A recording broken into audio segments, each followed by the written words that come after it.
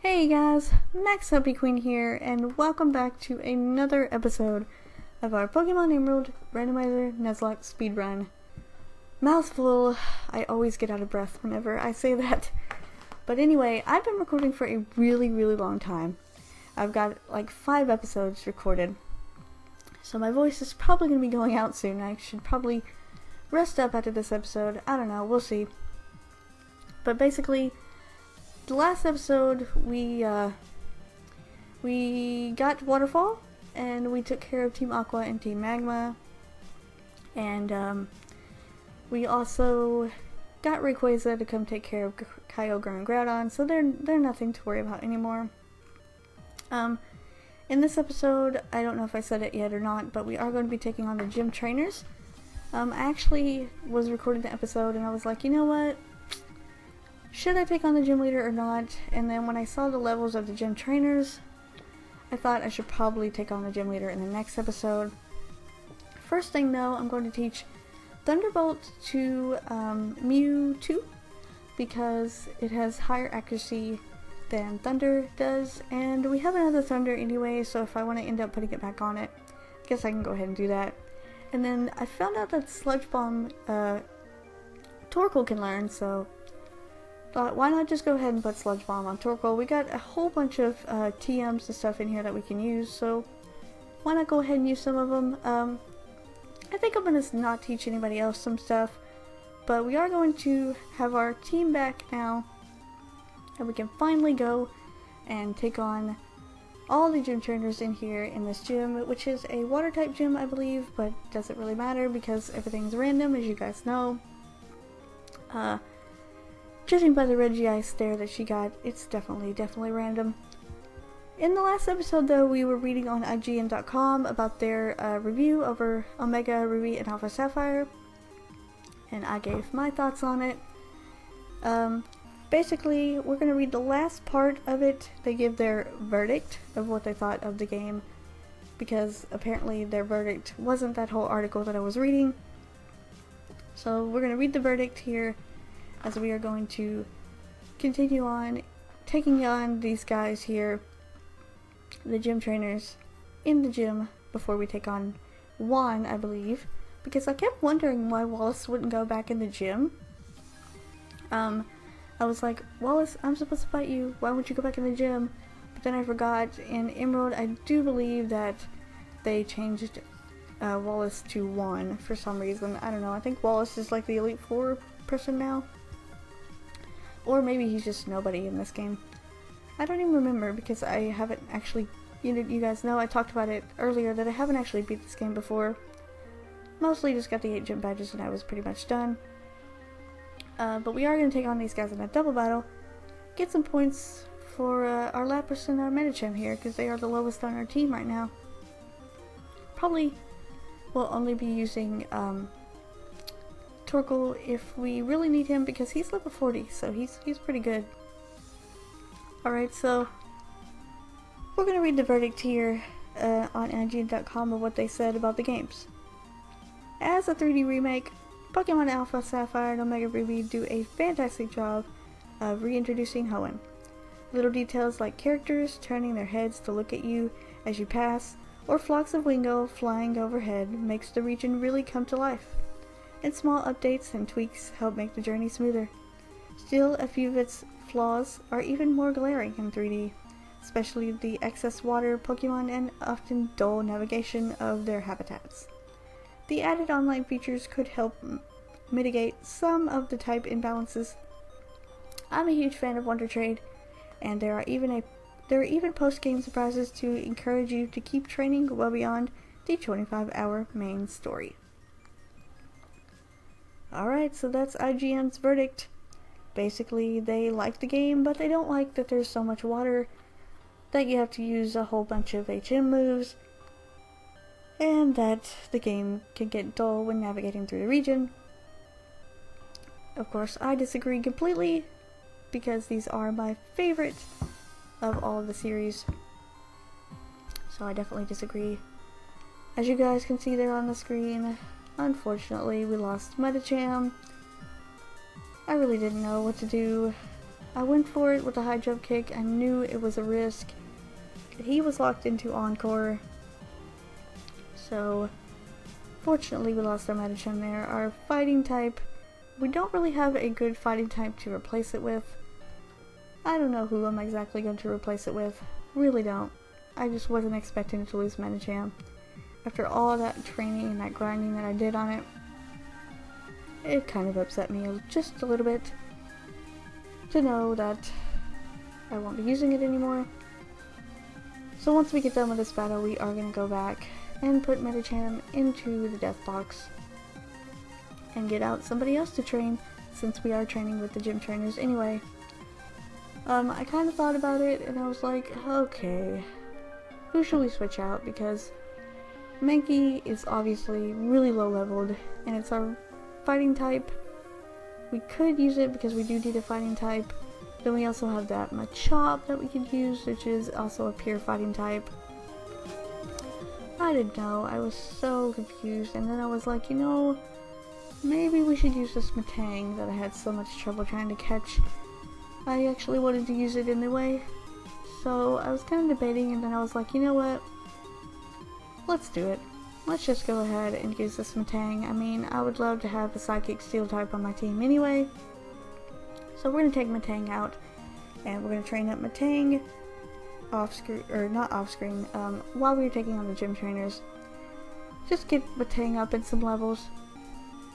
Basically, this is a pretty sad episode, and you'll see why. I know because of Medicham dying, it is sad, but there's also more sadness to come, so be sure to stay tuned because there's even more sadness. But we're going to read a new article here. This is on that siliconera.com, SILICONERA, however you say it, .com. It's about Pokemon Omega Ruby and Alpha Sapphire have one of the coolest new features yet, and we're going to read about that. Get some new stuff. We got some new features apparently, and they're going to talk about it. Basically what I'm doing with Metang though is I'm switch training. I don't want to put the EXP share on it because I thought it would get a lot more experience if I just switch trained it instead of going ahead and doing something else, and then I made the biggest mistake in the world. Level 39 Magneton, level 25 Metang, Magnet Pool, I couldn't leave, and I'm gonna end up losing my Metang as well. I was so upset because it took me literally 30 Pokeballs to be able to catch this thing, and this Magneton is just going to take it out like it's nothing. I used pretty much all of my Hyper Potions that I could use to try and at least do some damage to this Magneton, so maybe Metang could take it out. Unfortunately, it got the paralysis on me. What was I gonna do? I was paralyzed. Nothing I could do really, but just sit here and spam Hyper Potions and hopefully hope that I could live through it. But unfortunately, this thing's too strong and too bulky, and I'm not going to be able to live it. Metang is unfortunately going to faint, and we're going to have to replace Metang as well. So we'll be doing that in just a few minutes. But first, I'm going to send in Torkoal here to take out this stupid Magneton. Oh man, that thing really got on my nerves. I just was really ready to quit playing at this point, because I'd already lost 2 Pokemon in one episode. Medicham and my Metang, who I actually wanted on my team. Then I had the hard task of now trying to replace my Metang with somebody. I had no idea who to replace it with.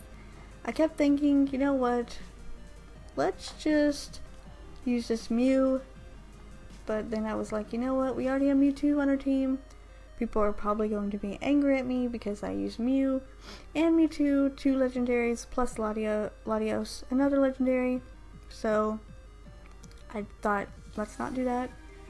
Debated on Mankey, and then I was like, you know what, Crobat's level 34, probably the highest level that we have right now. let's take out Crobat. Poison Flying, something we don't have anyway. And let's try out this Crobat and see if Crobat can do something, if anything at all, to these guys. We're going to heal up, and then we're going to go back and we're going to take on the rest of the gym trainers. I don't think we're going to actually read an article in this episode, because it did turn out to be pretty short, and it was about around 12 minutes, I believe, and we pretty much have had so much going on in this episode that I was literally ready to quit playing at that point, but I decided to go on, you know, finish fighting those gym trainers, and that's what we're gonna do, and then we will probably end off the episode after that, because there's no way I'm taking a level 34 Crobat into a battle against one who could have like a Lugia at level 40 or any other legendary and could totally and completely take me out in one hit. So no, I'm not going to do that. I'm going to definitely grind up my Pokemon before we take on the 8th gym leader. So the next episode there will be a grinding montage before we even start, because yeah, it's gonna probably be pretty hard for me to take on him with just basically 5 Pokemon, because Crobat's level 34 and I'm not too happy with the level it's at right now, but it is a good member of our team though. I was pretty impressed with it after seeing it take out the Pokemon in the gym with like no problem, the trainers and stuff. I was actually happy. It had pretty good defenses, it was able to take hits, so I'm definitely going to be grinding that guy up and probably enjoying having him as a new member of our team to replace Metacham with, unlike Matang, who unfortunately didn't want to stick around too long. Apparently he just did not want to be on our team at all. He didn't want to be caught, and I shouldn't have caught him. But I did catch him, and now he's just like, you know what? You decided that you wanted to catch me? You know what? I'm just going to go ahead and kill myself to this Magneton. But Crobat is actually going to learn Air Cutter, and I was debating whether I should lose Astonish for that, because that was our only Ghost type move. But Air Cutter does do a lot of damage, and it could get a critical hit, and Wing Attack is stronger. But I just ended up going ahead and teaching it and getting rid of Astonish, because I'm probably never going to use Astonish anyway, as this girl's going to bring out her Ghastly with, guess what, Destiny Bond. Of course, something else that I don't want to deal with. Don't want to lose my Lapras. That was the last one that I wanted to lose in this episode. I wasn't taking any chances, so I just went ahead and let it use its Nightshade, let it do its thing to see what it was going to do, and turns out it didn't Destiny Bond me again. I was happy about that. And here is the part where I kind of was like, okay, I'm done, basically. I don't want to take on the gym leader. There's no way that I want to do that. So, I mean, I kind of was thinking about it. I was like, you know, we are pretty high leveled. But then I was like, you know what? Probably not going to be the best idea to take him on without training up a little bit more. So I am going to end the episode off here. And in the next episode, I'm hoping everybody will be around level 40. And we can take on Juan and get our last gym badge. And we are actually almost done with this game, you guys. We almost are done with this game. So surprised. Pretty fast for me to get through a game like this, but we're going to end the episode off here, you guys. I will see you in the next episode of our Pokemon Emerald Randomizer Nuzlocke Speedrun.